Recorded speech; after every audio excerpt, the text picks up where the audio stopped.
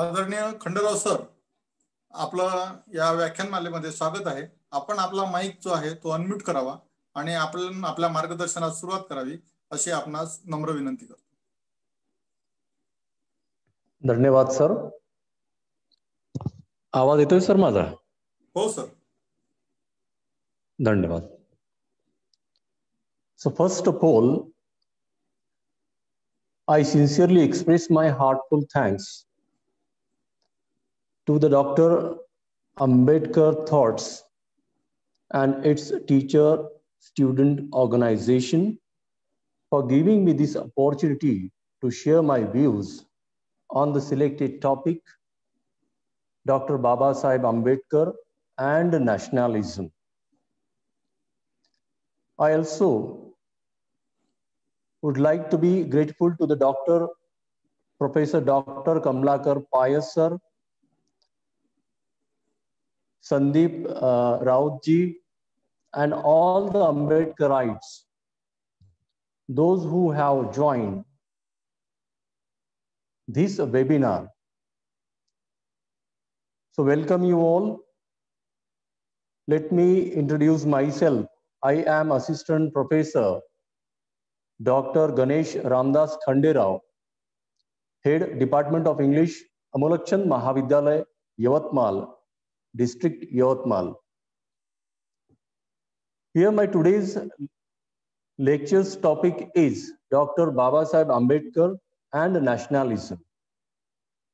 Before going to deal with major concept of today's lecture, I would like to put forth here the definition in regards of the word like nation. The word nation came from the old French word that is nation, meaning birth. So nations, place of origin, which in turn originates from the Latin word natio, literally meaning birth. So here nation is the such terminology which is related with the birth of a human being. Now let's move ahead and we will see the concept of nation here. For nationality to flame into nationalism, two conditions must exist. First, there must arise the will to live as a nation. Means the citizen of that country or nation should have this feeling among their heart that they are living as a nation. So nationalism is a dynamic expression of that desire. Second thing, there must be a territory which nationalism could occupy and make it a state, as well as a cultural home of the nation. We everyone have gone through the bitter statement made by, it's not a bitter, it's a realistic statement made by the Dr. Baba Sahib Ambedkar. Where is my mother nation? I do not have a motherland. So this explanation is all about that kind of intensive feeling about the nation, that there must be a territory which nationalism could occupy and make it a state, as well as a cultural home of the nation. First, there is a difference between a nationality and a nationalism. They are two different psychological states of that tie of kinship, means the relationship with the nation. The first is nationalism. It means consciousness of kind, awareness of the existence of that tie of kinship. Second thing, it is true that there cannot be nationalism without the feeling of nationality being in existence. Means barely we cannot say that I am a nationalist without having the feeling of nationality, considering oneself that I am a part of the nation and nation lives in my heart. But it is important to bear in mind that the converse is not always true. It has also the second side. Nationality is a subjective psychological feeling. Of course, it's a feeling, but it is more psychological feeling. It is a feeling of a corporate sentiment of oneness, which makes those who are charged with it feel that they are kith and kin. Means considering all the other members of the society and the nation as brothers and sisters. So this nation feeling is a double-edged feeling. It has two edges. It is at once a feeling of fellowship for one's own kith and in anti-fellowship feeling for those who are not one's own kith. Means having the same feeling of brotherhood for those who are from our own family and those who are not at all a member of our own family. So it is a longing to belong to one's own group and longing not to belong to any other group. Sir एक थोडा disturb करतोय आपल्याला, माफ करा. Chat box मध्ये 2-3 लोकांचं असं म्हणणं येऊन राहिलं की मराठीत बोलावं म्हणून. एकांचा मेसेज इंग्रजीमध्ये आहे काय तुमचा आणि दुसऱ्यांना सर प्लीज मराठीत घ्या असे मला 2 चॅट बॉक्स मध्ये हे दिसत आहे. Okay. I will use the English language, Marathi plus English. So I will more better to express myself in English, but I will try my best level to explain the content in a Marathi language also. No matter. प्रश्न हा आहे इथे बंधुभाव असणे, परंतु बंधुभाव स्वरक्तातल्या लोकांसोबत असण्याबरोबर इतर लोक जे आपल्या रक्तसंबंधातले नाही त्यांच्यासोबत सुद्धा बंधुभाव असणे म्हणजे एक प्रकारची राष्ट्रीयता आहे. यानंतर दुसरा मुद्दा आहे की नॅशनलिझम आपण कशाला म्हटलं पाहिजे. What is nationalism exactly. पहिले आपण नॅशनलिझमची डेफिनेशन पाहू की नॅशनलिझम म्हणजे काय असतं नेमकं. की राष्ट्रीयता आपण कशाला म्हणायची, राष्ट्रीयत्व आपण कशाला म्हणणार. So nationalism is a shared group feeling in a significance of a geographical and sometimes demographic region seeking independence for its culture and or ethnicity that holds that group together. संस्कृतीने एकत्र आलेली जनता किंवा जमाव किंवा जन्माने एकत्र आलेली जनता किंवा जमाव, जेव्हा ही जनता किंवा जमाव आपलं संरक्षण करतं इतरांपासून, मग ती संस्कृती जोपासण्यासाठी असेल किंवा आपला वंश, रेस, कल्चर, ट्रेडिशन हे सगळं वाचवण्यासाठी असेल, जेव्हा एकत्र येऊन ही सगळी मंडळी लढा देतात त्या लढ्याला आपण काही प्रमाणात नॅशनलिझम असं म्हणू शकतो. परंतु सध्याच्या वातावरणात ही व्याख्या नॅशनलिझमची लागू पडत नाही. सो नॅशनलिझम इन्व्हॉल्व्स, मग हे काय समावेश करतं nationalism. So nationalism involves national identity. तुमची राष्ट्रीय ओळख आहे का. आता सध्याच्या घडीला आपली राष्ट्रीय ओळख एका कागदापर्यंत सीमित झाली आहे. माझ्याकडे आधार कार्ड असेल तर मी या राष्ट्रीयत्वात पात्र आहे, माझी राष्ट्रीय ओळख आहे. मग ज्या लोकांकडे आधार कार्ड नाही, ज्या लोकांकडे कुठलंही बर्थ सर्टिफिकेट नाही किंवा ज्या लोकांच्या नावाची नोंद कुठल्याही शासकीय दप्तरात नाही, ती लोक या देशाचे नागरिक नाही काय, हा फार मोठा प्रश्न सध्याच्या घडीला आपल्या समोर उभा राहतो. जेव्हा नॅशनलिझम हा वर्ड इन्क्ल्यूड करतो की नॅशनलिझम इन्व्हॉल्व्स नॅशनल आयडेंटिटी. त्यानंतरचा मुद्दा फार कठीण आहे की by contrast with related concept of patriotism. मग जर या लोकांकडे कुठलंही राष्ट्रीयत्वाचं प्रमाणपत्र नाही किंवा दाखला नाही, यांची कुठेही नोंद नाही, मग या लोकांमध्ये राष्ट्रवाद नाही काय, किंवा हे त्या राष्ट्रवादास पाईक नाहीत काय, किंवा हे लोक राष्ट्रवादी नाहीत काय. तर मुद्दा असा आहे की ही सगळी मंडळी राष्ट्रवादी आहे, या प्रत्येकामध्ये राष्ट्रवाद भरलेला आहे. पुढे चालून एक्सप्लेनेशन असं आहे की the civic nationalism is also known as liberal nationalism. मग सिविक नॅशनॅलिझम काय डिफाईन करतं? It defines the nation as an association of people nationalism. मग नॅशनॅलिझम हा वैयक्तिक असू शकत नाही.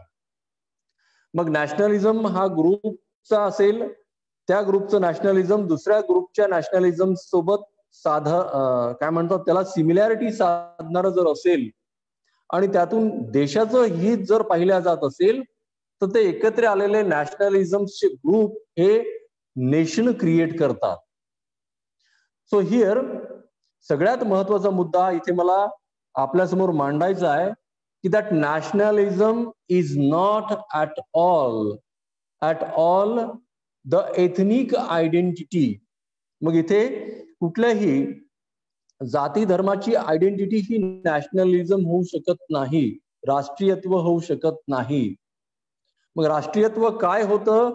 तर राष्ट्रीयत्व हे असतं की ज्या विशिष्ट हेतूने एकत्र आलेला समाज जेव्हा वैयक्तिक हित जोपासून इतरांच्या हितांना सुद्धा संरक्षण प्रोव्हाइड करतं आणि सर्वसमावेशकपणे देशाचं हित जोपासलं जातं, त्या प्रकारच्या सगळ्या प्रक्रियेला आपण नॅशनलिझम असं म्हणू शकतो. इथे एक छान एक्सप्लेनेशन आलेलं आहे liberal nationalism. So what is liberal nationalism exactly? आता लिबरल म्हणजे लिबर्टी, स्वातंत्र्य. सो लिबरल नॅशनलिझम हिअर, एक मिनिट माझं, लिबरल नॅशनलिझम आपण कशाला म्हणूयात? तर लिबरल नॅशनलिझमचं इथे छान एक्सप्लेनेशन दिलेलं आहे की such nationalism which is based on civic nationalism.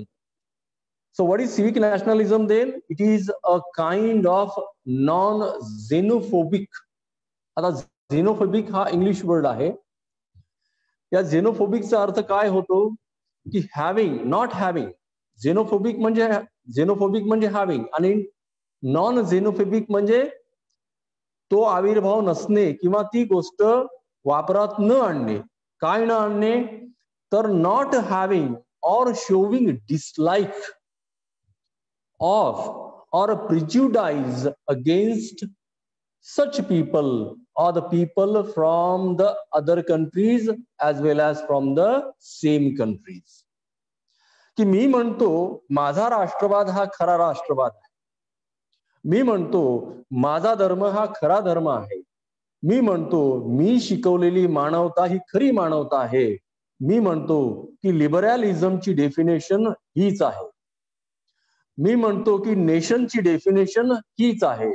आपण दिलेली डेफिनेशन ही चुकीची आहे, आपला राष्ट्रवाद हा चुकीचा आहे, किंबहुना आपण केलेली राष्ट्रवादाची व्याख्या ही चुकीच्या मार्गाने नेणारी आहे.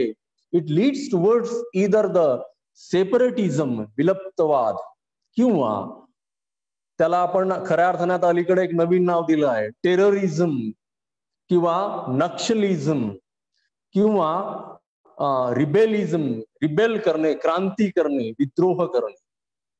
म्हणजे खऱ्या अर्थाने आमचा राष्ट्रवाद हा राष्ट्रवाद आहे, आम्ही सांगितलेली राष्ट्राची व्याख्या ही राष्ट्राची व्याख्या आहे. पण जेव्हा केव्हा तुमच्याकडून एखादी राष्ट्राची नवीन व्याख्या केली जाते किंबहुना सर्वसमावेशक व्याख्या केली जाते, it leads towards the naxalism It leads towards the terrorism and it leads towards the separatism. हा सगळ्यात मोठा मुद्दा आहे की खऱ्या अर्थाने सिव्हिक नॅशनलिझम समजणे आणि लिबरल नॅशनलिझम समजणे. म्हणून लिबरल नॅशनलिस्ट ऑफन डिफेंड, संरक्षण करतात ही मंडळी. कोणाचं संरक्षण करतात? The value of national identity. आपल्या राष्ट्रीयत्वाची ओळख जपण्याचं काम लिबरल नॅशनलिस्ट करतात. की मी या देशाचा नागरिक आहे. जसं प्रामुख्याने प्रत्येक भाषणात आपण ऐकत आलात, बाबासाहेबांचं एक स्टेटमेंट बऱ्याच वेळेला बहुतांशी प्रमाणात बऱ्याच ठिकाणी आपण ऐकलं असेल की मी प्रथमही भारतीय आहे आणि मी नंतरही भारतीय आहे. हे एक वाक्य नाही आहे. This is not a mere statement.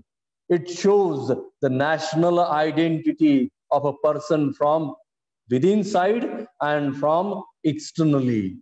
आतूनही मी राष्ट्रीयत्व स्वीकारलेलं आहे आणि बाहेरून सुद्धा मी 100% राष्ट्रीय आहे, मी भारतीय आहे. या वाक्याचा खरा अर्थ आहे. So here one definition is given by Ernest Renan, and one more educationist sociologist is there, John Stuart Mill. What they have talk about this definition, nationalism. त्यांचं काय म्हणणं आहे की to be early liberal nationalists often defend the value of national identity by saying that individuals, vayaktik, need a national identity in order to lead meaningful असं राष्ट्रीयत्व की ज्याला अर्थ आहे. तुम्ही एक वेळेला एका ठिकाणी एका बाजूने तुम्ही आम्हाला राष्ट्रीय व्यक्ती म्हणून आमचं नॅशनल आयडेंटिटी स्वीकारता, परंतु एका बाजूने आमचं राष्ट्रीयत्व तुम्ही मान्य करत नाही, त्याला मान्यता देत नाही आणि राष्ट्रीयत्व आमचं तुम्ही स्वीकारत नाही.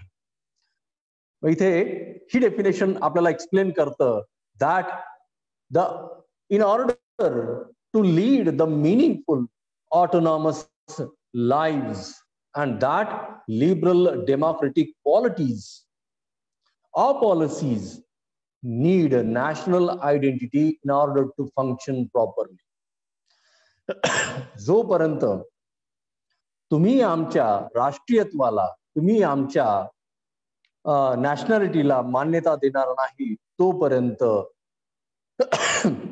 खऱ्या अर्थाने राष्ट्रीयत्वाची भावना तुम्हाला समजली किंवा तुम्हाला उमगली हे मानणं चुकीचं ठरेल. सो अदर दॅन धिस, याही पेक्षा काय वेगळं आहे मग?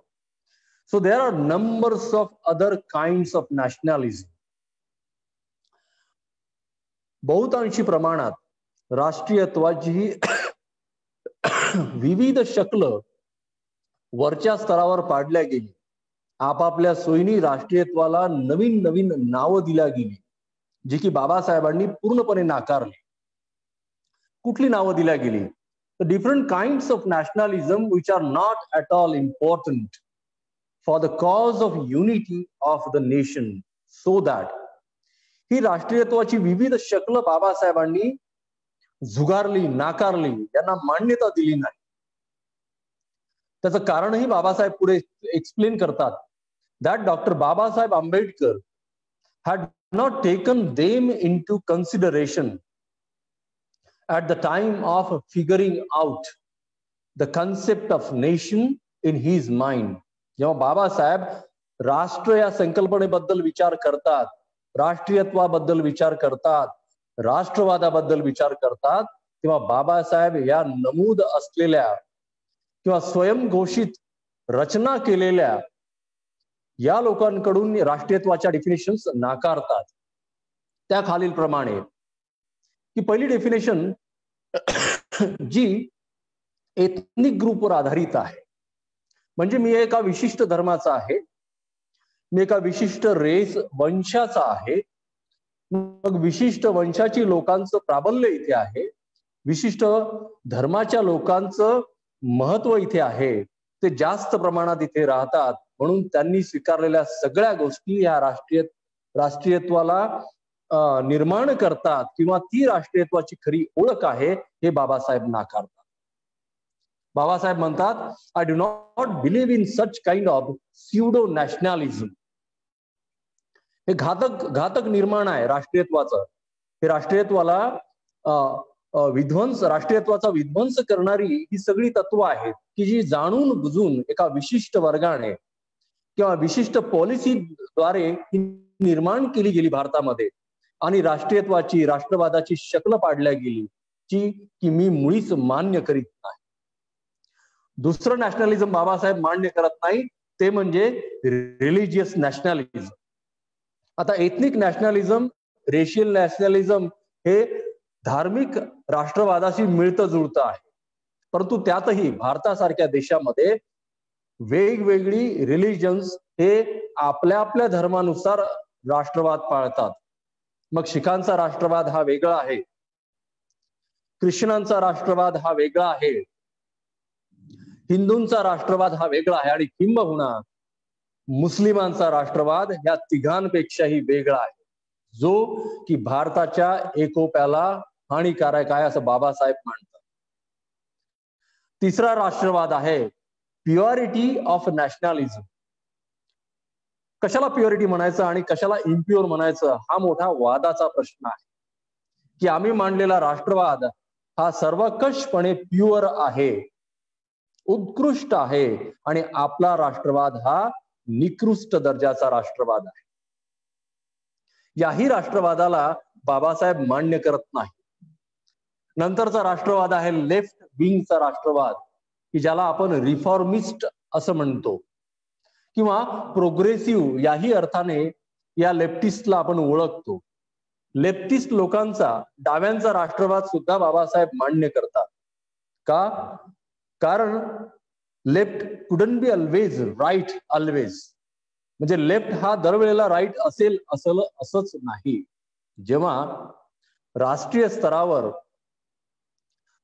भारत या देशाबद्दल आपण जेव्हा विचार करतो, इंडिया या कंट्रीबद्दल विचार करतो, तेव्हा फक्त लेफ्टिस्ट किंवा रिफॉर्मिस्ट किंवा त्याबरोबर प्रोग्रेसिव्ह ऍटिट्यूड असलेल्या लोकांचा राष्ट्रवाद आपल्याला घेऊन चालणे हे देशाच्या हितासाठी हानिकारक आहे असं बाबासाहेब म्हणतात.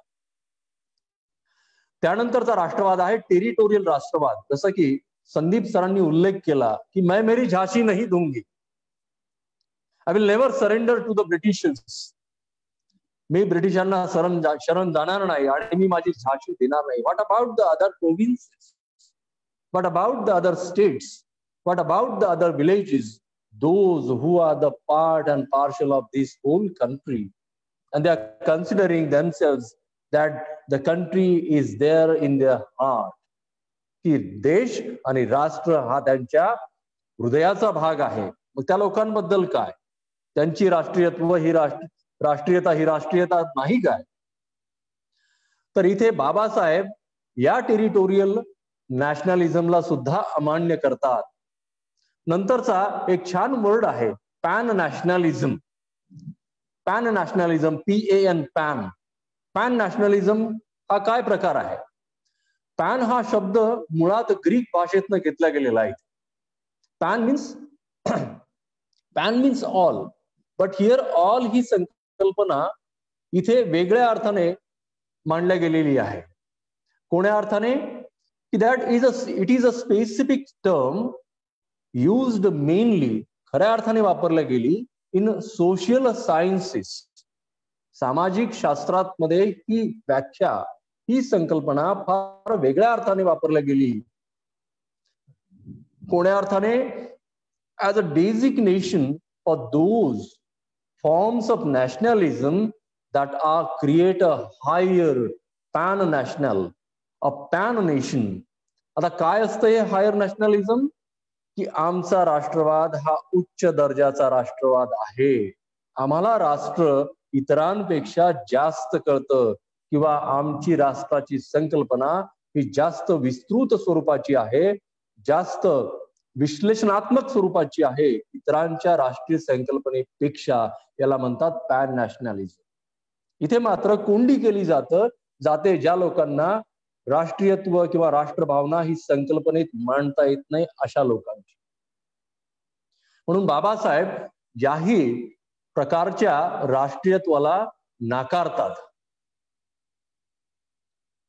यानंतर आपण थोडंसं पुढे जाऊयात की कलोनियलिझम आणि नॅशनलिझम यांचा काय संबंध आहे.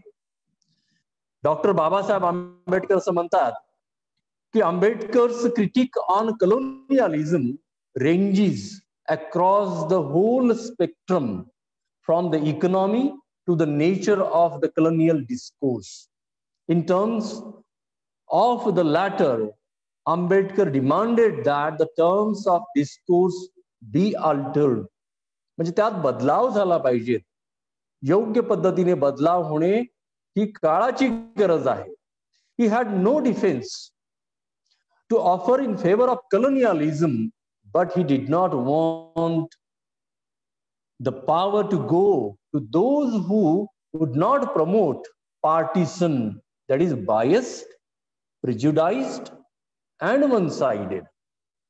आता ही संकल्पना समजून घेणं अत्यंत महत्वाचं आहे. जेव्हा आम्ही राष्ट्रवाद, राष्ट्र किंवा देश भावना किंवा राष्ट्रप्रेम ही संकल्पना समजून घेतो खऱ्या अर्थात, की राष्ट्रवाद हा असला पाहिजे पण हा बायस्ड असता कामा नये, हा प्रिज्युडाइज्ड असता कामा नये. प्रिज्युडाइज्ड म्हणजे खऱ्या अर्थाने की दूषित कलुषित भावना असणे इतरांप्रती. मी मान्य करतो की सदर व्यक्ती ही या राष्ट्राची व्यक्ती आहे, पण ती माझ्या धर्माची नाही, पण ती माझ्या विचारांची नाही, पण ती माझ्या संस्कृतीशी मिळती जुळती घेणारी नाही, पण ती माझ्या रंगारूपाशी मिळती जुळती घेणारी नाही. हे जेव्हा मी अमान्य करतो तेव्हा तिथे राष्ट्रवादाची कत्तल केली जाते असं बाबासाहेब मानतात.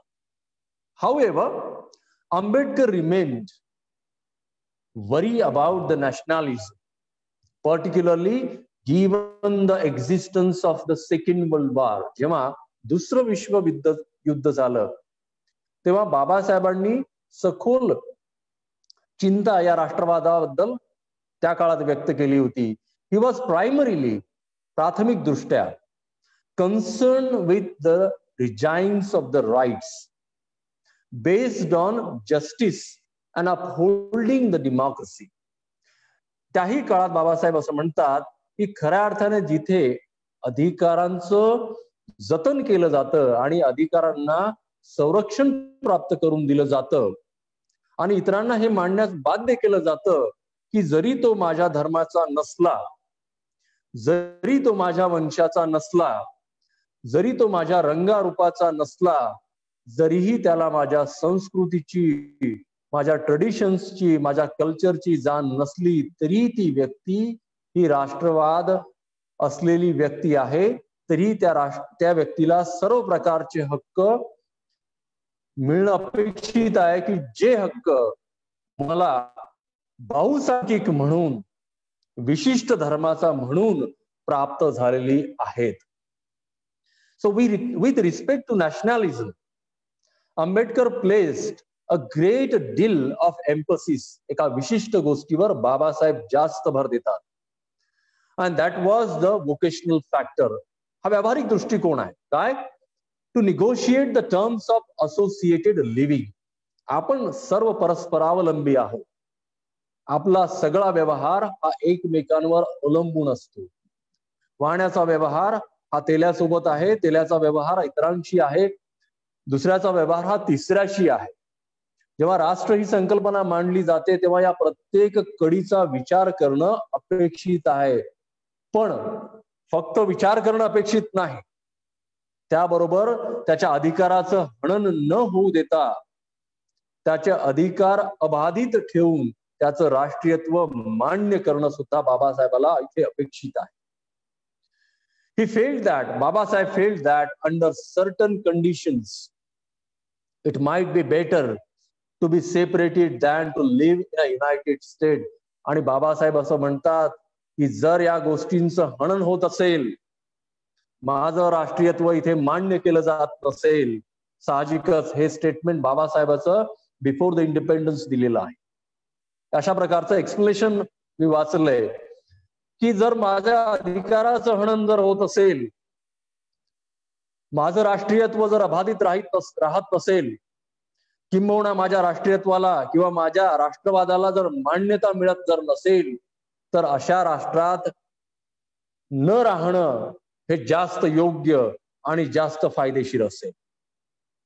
त्याचं कारणही विश्लेषणही बाबासाहेब करतात की Ambedkar did not take an active interest in the international relations except in its broader ideological implications.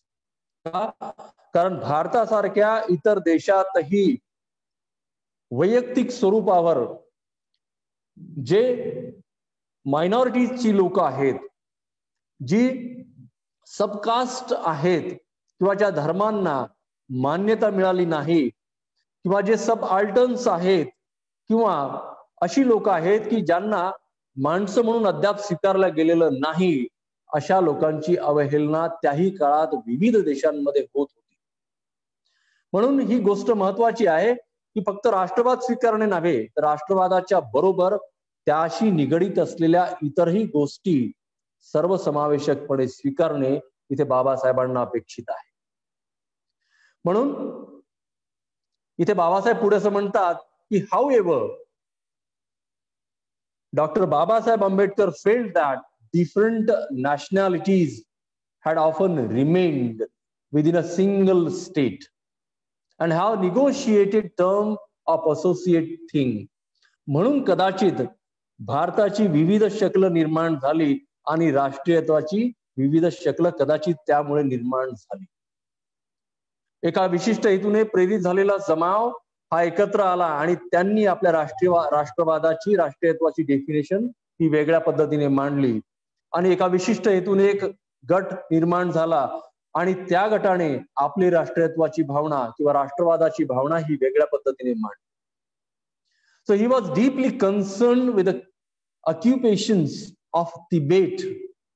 त्याही पलीकडे जाऊन बाबासाहेब असं म्हणतात की the occupation of Tibet by the communist China and the response of the Nehru government to this issue, his view regarding Jammu Kashmir was that it comprised the three regions like Kashmir, Jammu and Ladakh. राष्ट्रीयत्वाची खऱ्या अर्थाने राष्ट्रवादाची definition Babasaheb फार पुढे जाऊन मांडतात आणि यावर सुद्धा बाबासाहेब प्रकाश टाकतात. So here Dr. B.R. Ambedkar expressed his thoughts on the nation and nationalism while Pakistan was going to depart from Indian constituency and was trying to be a separate nation on the basis of religion.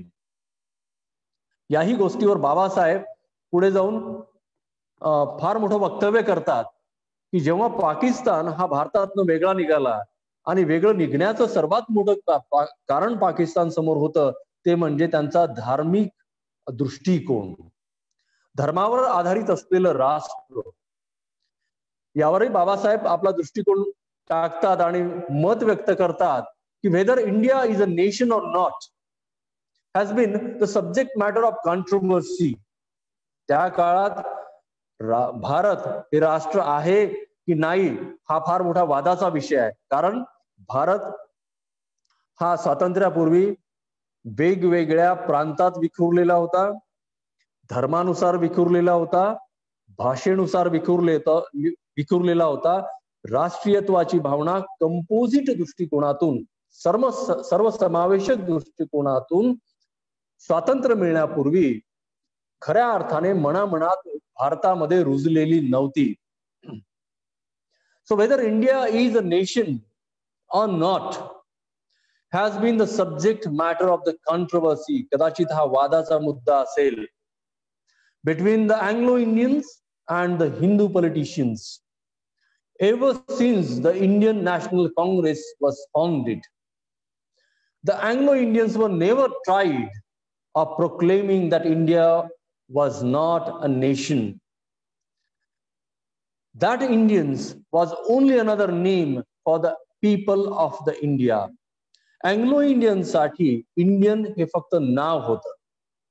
या नावामध्ये किंवा या नावाच्या पाठीमागे राष्ट्रीयत्वाची भावना मुळीच प्रदर्शित झालेली नव्हती किंवा ती खऱ्या अर्थाने भारतातील लोकांनी संघ स्वरूपात एकोप्याने स्वीकारलेली नव्हती असं यातून दिसून येतं.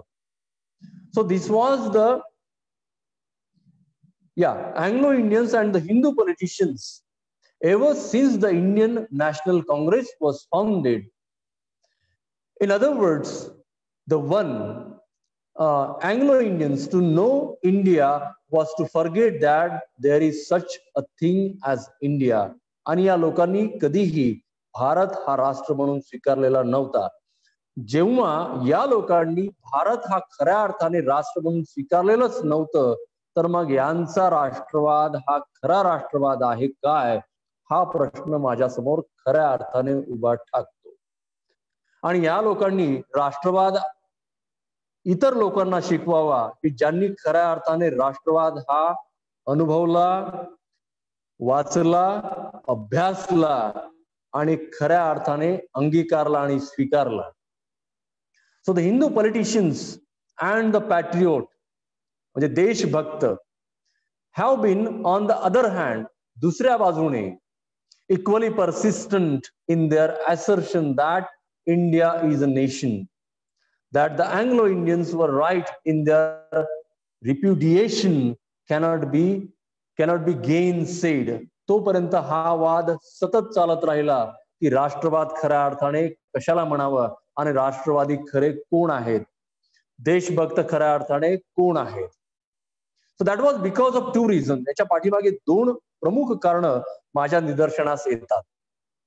पहिलं कारण हे आहे की Hindu felt ashamed to admit that India was not a nation in a world where nationality and nationalism were deemed to be special virtues in a people. It was quite natural for the Hindus to feel, to use the language of Mr. H.G. Wells.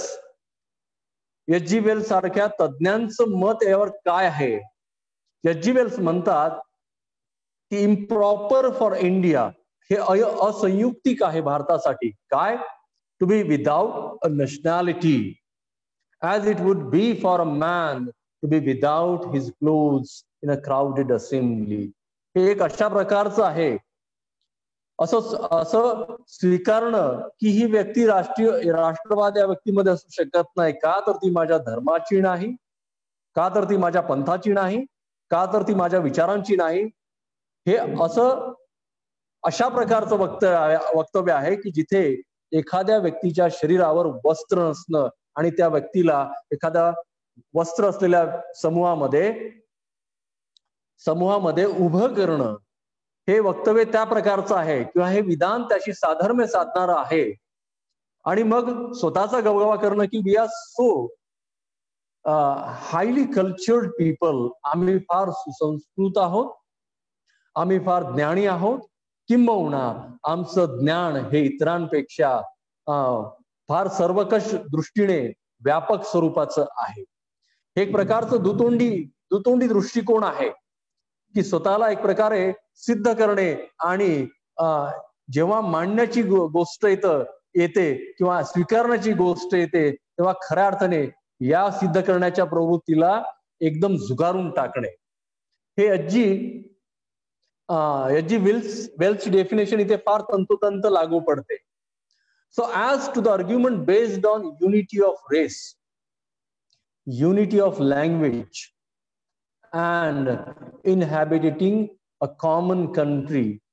आता जेव्हा आपण देश ही संकल्पना मांडतो किंवा ही देश ही संकल्पना आपण एक्सप्लेन करतो तेव्हा खऱ्या अर्थाने आपण काय म्हणतो? युनिटी ऑफ रेस, वेगवेगळ्या वंशाची लोक एकत्र येणे, किंवा युनिटी ऑफ लँग्वेज, भाषा एकत्र येणे किंवा साम्य भाषा बोलणारी मंडळी एकत्र येणे, किंवा एखाद्या विशिष्ट ठिकाणी या लोकांनी राहणे, ही साधारणपणे कंट्रीची डेफिनेशन ही मांडल्या गेली. So the matter stands for a different footing. वेगवेगळ्या पद्धतीने, वेगवेगळ्या पर्यायाने हे मांडलं गेलं सातत्याने. If these considerations, ही संकल्पना, ही भावना were decisive in making or unmaking a nation, the Hindu would be right in saying that this is not the country then at all. मग खऱ्या अर्थाने याला आपण राष्ट्र म्हणणार काय? मग बाबासाहेब पुढे जाऊन राष्ट्र या संकल्पनेवर प्रकाश टाकतात आणि बाबासाहेब काय म्हणतात? Doctor Babasaheb Ambedkar advocated India as a social democracy firmly established on the principle of liberty, की जिथे खऱ्या अर्थाने स्वातंत्र्य आहे. A country which is based on equality, खऱ्या अर्थाने इथे equality आहे. The country which is having a base of fraternity, जे बंधुभाव आहे. And along with these three things, humanity आहे. त्याला आपण मराठीमध्ये माणुसकी असं म्हणतो. So for him, बाबासाहेबांसाठी government was a mechanism to bring about radical changes. जेव्हा आपल्याला एखाद्या गोष्टीमध्ये खूप मोठा बदल करणं अपेक्षित असतं, तेव्हा त्या बदल करण्याच्या प्रक्रियेमध्ये शासनाची भूमिका, गव्हर्नमेंटची भूमिका खूप मोठी असते असं बाबासाहेबांना वाटतं. त्याचं एक उत्तम उदाहरण मी तुम्हाला इथे देऊ इच्छितो. जेव्हा मॉब लिंचिंग हा प्रकार भारतामध्ये झाला गेल्या 5-6 वर्षामध्ये, या मागच्या गव्हर्नमेंटच्या काळामध्ये, की जिथे जमावाने एका विशिष्ट जमावाच्या लोकांना एकत्रित येऊन लाट्या काठ्यांनी दगडांनी ठेचून मारलं, त्यावेळेला या देशाचे आदरणीय पंतप्रधान असं म्हणतात की तुम्ही त्यांना मारू नका, वाटल्यास माझ्या या गालावर मारायचं असेल तर आणखी या गालावर सुद्धा मारा. So how much it is a good thing for the democracy, भारतीय राज्यघटनेसाठी हे कितपत योग्य आहे, राष्ट्रीयत्वासाठी हे कितपत योग्य आहे, किंबहुना राष्ट्रवादासाठी हे कितपत पोषक आहे, याचं उत्तर मला अद्यापही मिळालेलं नाही. मी ते बाबासाहेब काय म्हणतात, ही वॉन्टेड अ वेलफेअर, कल्याण, सर्वांचं कल्याण, welfare state to fight to evils, दोन वाईट प्रवृत्तींशी लढणारं स्टेट गव्हर्नमेंट किंवा सेंट्रल गव्हर्नमेंट इथे बाबासाहेबांना अपेक्षित आहे, किंबहुना अशा प्रकारचं गव्हर्नमेंट इथे अपेक्षित आहे.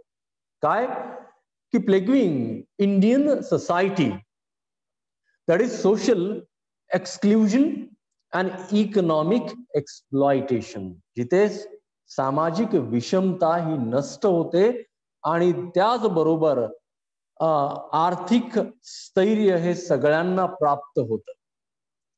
आता अलीकडच्या काळामध्ये सॅग्रिगेशन म्हणजे विभागणी ही वेगवेगळ्या पद्धतीने केली जाते. माझ्या अल्पमताप्रमाणे सध्या देशाभरात नव्हे तर जगभरात विभागणी ही 2 पद्धतीने केली जाते.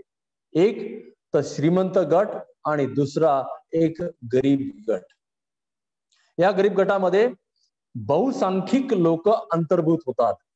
त्यामध्ये मग सबकास्ट आल्यात, त्यामध्ये बीपीएल बिलो पॉवर्टी लाईन लोक आलेत, त्यामध्ये व्यापार नसलेली लोक आलेत, गंगाजळी नसलेली लोक आलेत, त्यांच्याकडे व्यवसाय नाहीत ही लोक आलेत, किंवा जी खालच्या दर्जाची कामं करतात ही सगळी मंडळी ह्या दुसऱ्या ग्रुपमध्ये येते. बाबासाहेब काय म्हणतात की the government should remove these two evils from the society. मग खऱ्या अर्थाने राष्ट्रवाद जर रुजवायचा असेल, खऱ्या अर्थाने ती भावना जर त्या माणसांमध्ये मला रुजवायची असेल, तर मी या 2 वाईट गोष्टी या देशातनं काढल्या पाहिजेत. प्रथम म्हणजे सोशल इनइक्वॅलिटी आणि दुसरी म्हणजे इकॉनॉमिक इनइक्वॅलिटी, म्हणजे providing the stability of economy among the all ages, all groups of the society. समाजातल्या सगळ्या स्तरांमध्ये मला ते प्रस्थापित केल्या गेलं पाहिजेत राष्ट्र म्हणून. सध्याच्या घडीला या प्रकारची समानता आपल्याला पाहायला मिळत नाही, जी बाबासाहेबांना स्वातंत्र्याच्या वेळेस अपेक्षित होती. पुढे जाऊन बाबासाहेब असं म्हणतात की द नेसेसरीली इट डिफाईन्स, की राष्ट्र कशाला म्हटलं पाहिजे. मग So it defines the Indian nationalism in a broad sense, विस्तृत स्वरूपामध्ये. कसा? This is what Indian Constitution aimed at, bringing radical changes in the lives of the people of India. खऱ्या अर्थाने प्रामाणिकपणे या सगळ्यांच्या जीवनात बदल घडवून आणणे आणि एक प्रकारचं सामाजिक स्थैर्य आणि आर्थिक स्थैर्य निर्माण करून देणे हे त्या राष्ट्र आणि राष्ट्र चालवणाऱ्या लोकांची प्रमुख प्राथमिकता असली पाहिजेत असं बाबासाहेब म्हणतात. जर असं होत नसेल तर मग राष्ट्रीयत्वाची भावना निर्माण झाली आपल्यामध्ये असं म्हणणं कदापिही योग्य ठरणार नाही. So doctor Ambedkar, India is enlighten, बाबासाहेबांचा भारत हा यांच्या भारतांपेक्षा बऱ्याच अर्थाने वेगळा आहे. सो बाबासाहेब म्हणतात की equal, free, just and compassionate India, मुक्त, स्वतंत्र असा भारत. While he advocate the total revolution in India, his methods are firmly rooted, रुजलेली आहेत मुळं कशामध्ये? In democracy and the use of intellect in the modern world.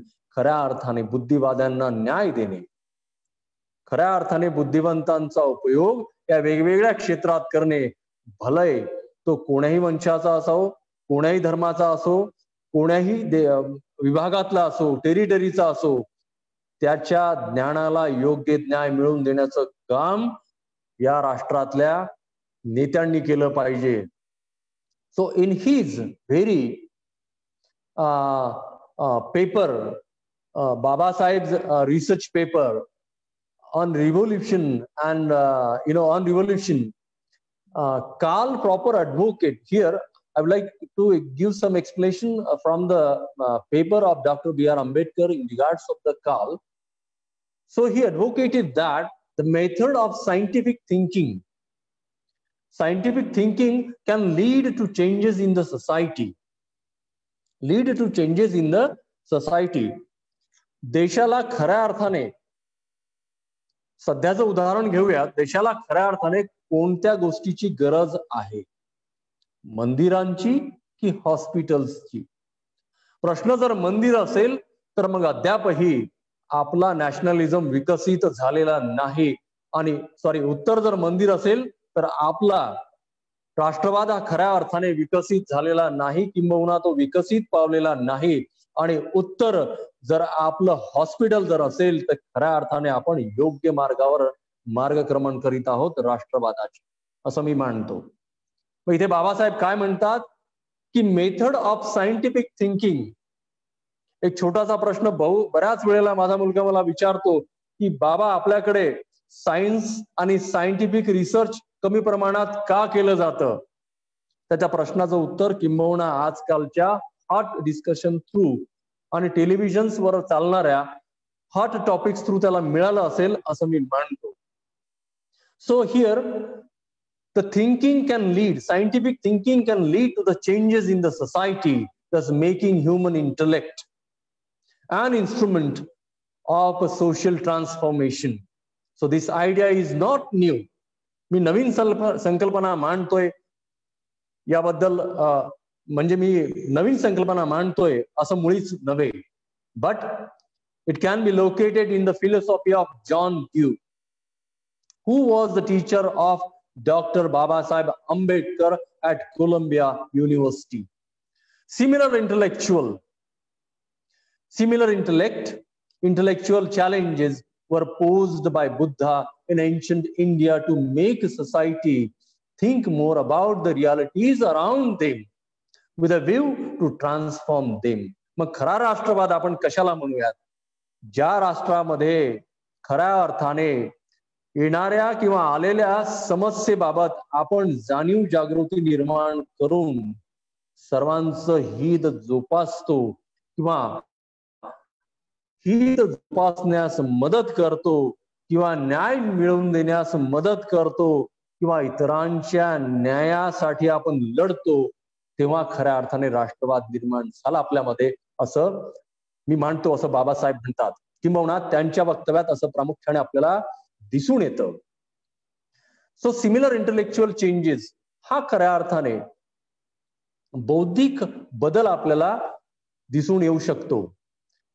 So according to popper, लेखक आहे, विचारवंत आहे Popper, the species changed due to evolution based on trial and error, and those species which survived went ahead in the evolution. उत्क्रांतीवादामध्ये ज्या लोकांनी बदल स्वीकारला तीच लोक भविष्यात टिकली किंवा तेच जीन्स भविष्यात टिकले. सर्वकषपणे भारताच्या लोकशाहीमध्ये जोपर्यंत आपण बदल स्वीकारणार नाहीत सर्व हिताचे, देशाच्या हिताचे, जर हे बदल स्वीकारले गेले नाहीत तर हा उत्क्रांतीवादाचा नियम सुद्धा लोकशाहीला लागू पडेल आणि एक दिवस भारतीय लोकशाही ही मृतपाय होईल. So this is what Popper is referring to, which means that we do not have to kill each other to survive.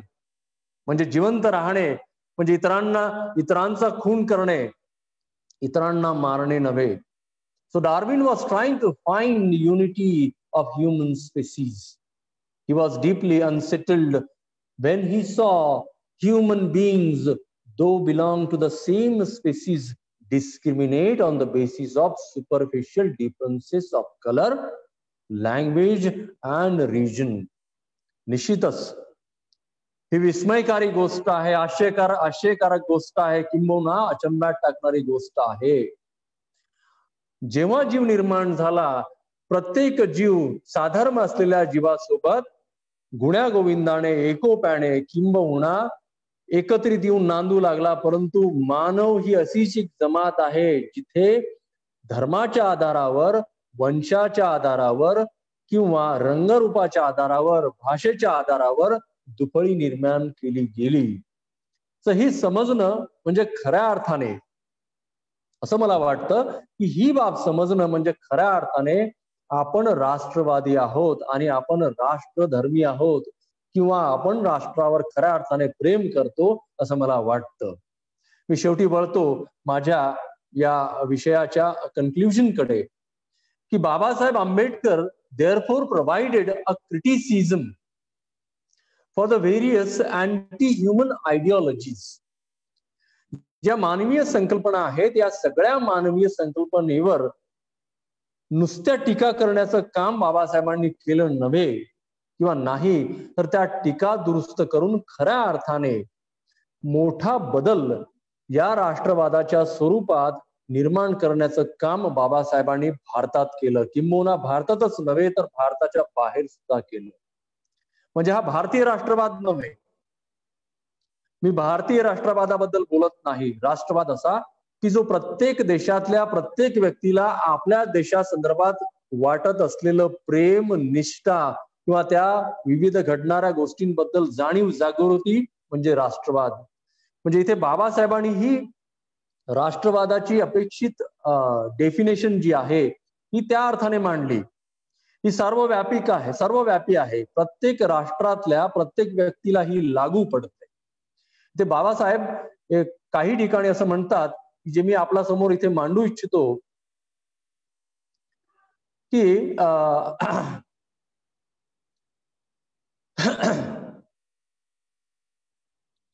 Babasaheb असं म्हणतात की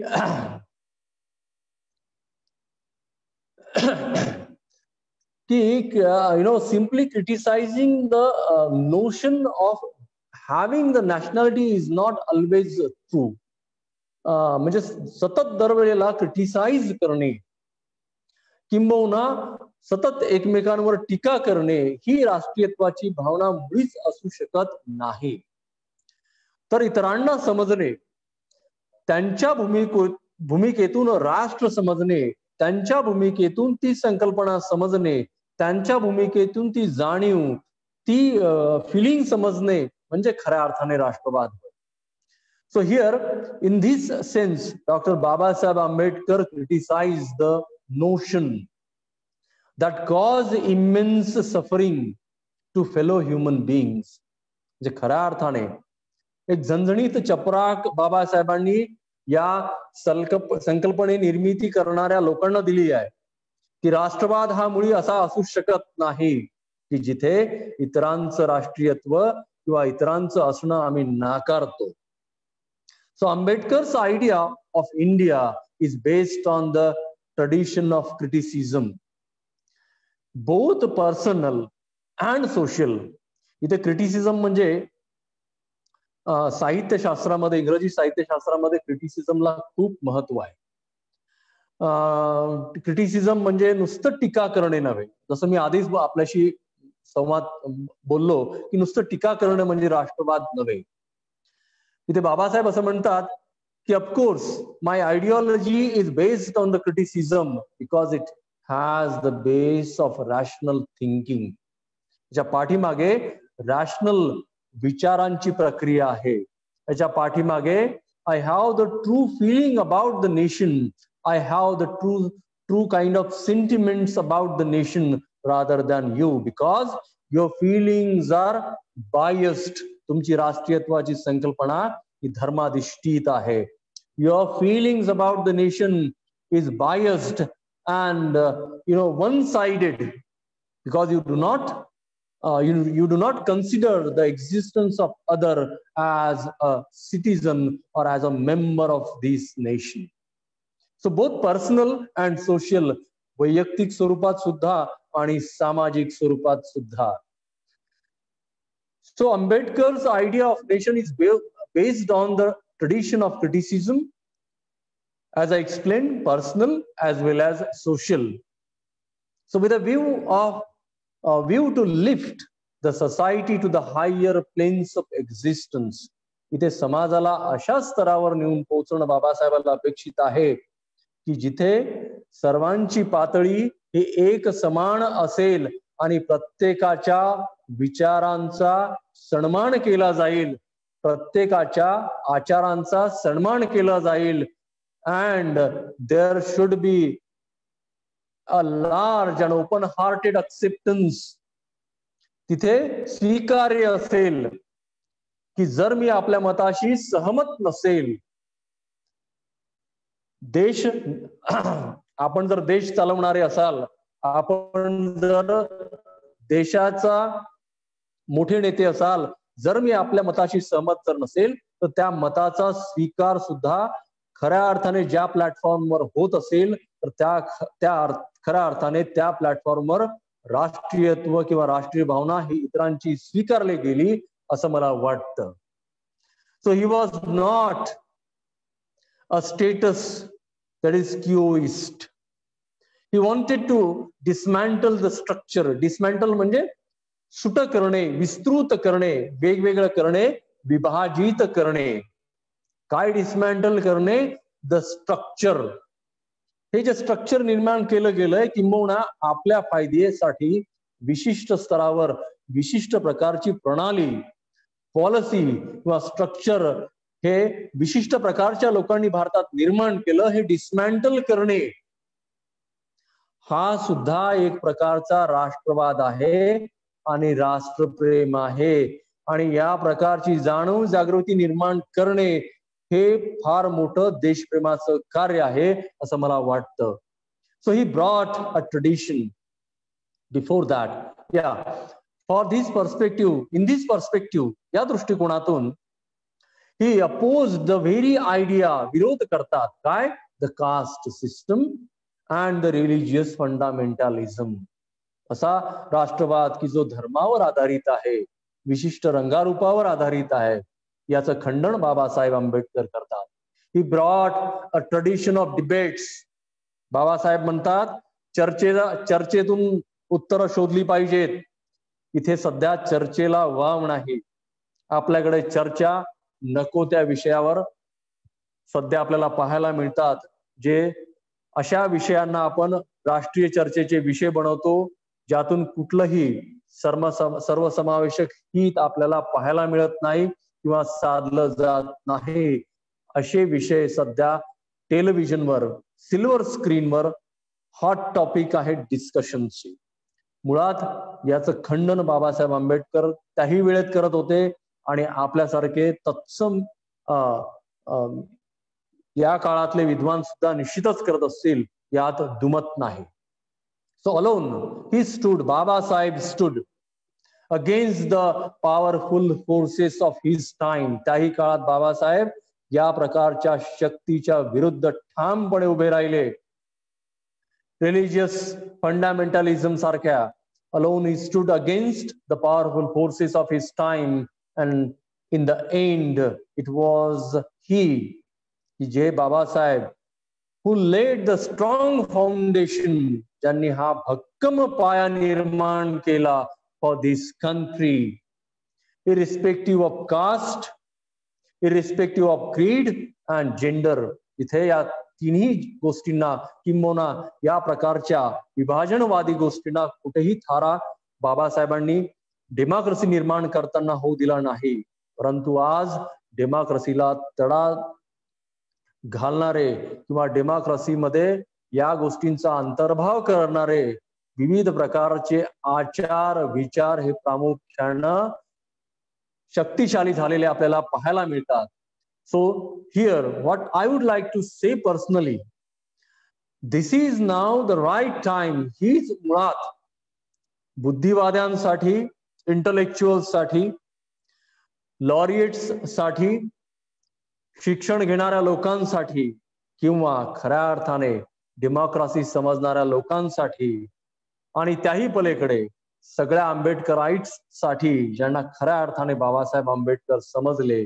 Now this is the responsibility of all of us to take care of the democracy, and we must uproot all these kind of bad things from the democracy, and we must go ahead with all kind of the teachings, all kind of the policies, and all kind of the philosophy which has been explained by Dr. Babasaheb, all of us, either through his writings or through democracy.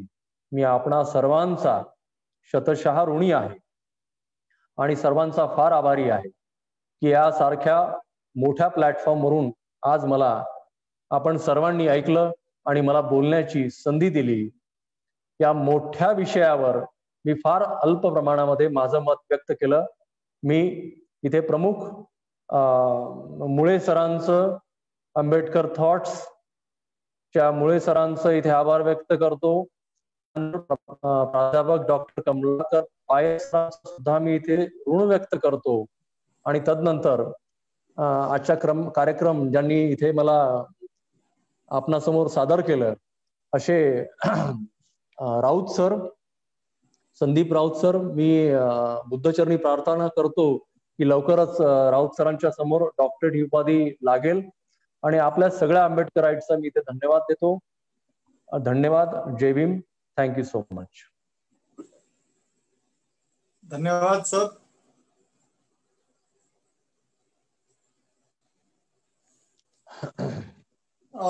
फारच सुंदर विवेचन केलं sir आपण. ज्याप्रमाणे आपण राष्ट्रवादाच्या संकल्पना सुरुवातीपासून आतापर्यंत आणल्या आणि त्याच्यात बाबासाहेबांच्या संकल्पना ज्या पद्धतीने समजून सांगितल्या त्या खरंच अभिनंदनास पात्र आहेत. आपण आलात आणि आमच्या कार्यक्रमाची आपण शोभा वाढवली त्याबद्दल आपले सर्वात प्रथम आभार मानतो. आता आपण फेसबुक बंद करत आहोत आणि त्यानंतर आपण चर्चेला सुरुवात करणार आहोत.